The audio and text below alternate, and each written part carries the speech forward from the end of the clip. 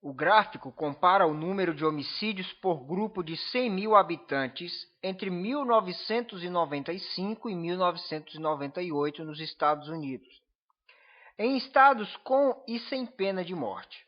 Pois bem, os gráficos escuros, tá, são a quantidade de homicídios em lugares onde há pena de morte, nesses estados.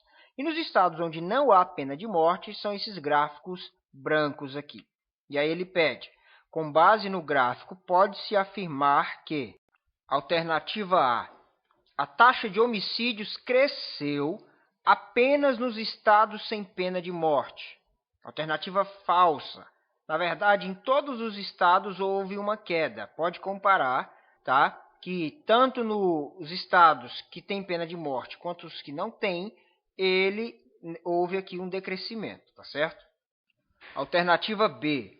Nos estados com pena de morte, a taxa de homicídios é menor que nos estados sem pena de morte. Falsa também. Os homicídios onde há pena de morte, eles são mais do que os estados onde não há pena de morte. Pode comparar os 4 anos aqui, sempre os estados sem pena de morte terão uma taxa de homicídios menor. Logo, a alternativa B não é a correta.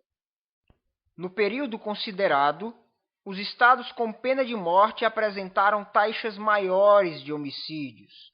A alternativa C é a correta.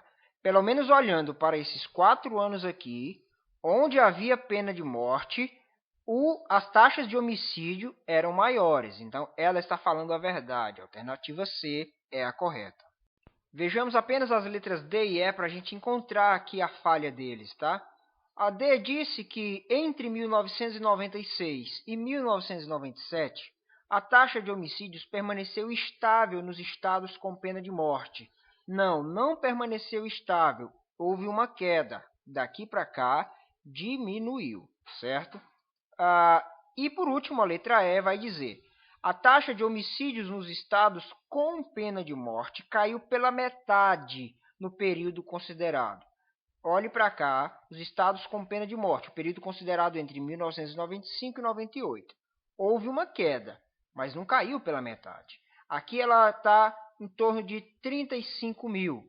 Aqui ela está um pouquinho abaixo dos 30 mil, então não caiu pela metade. Ok? Então, a C é de fato a alternativa correta.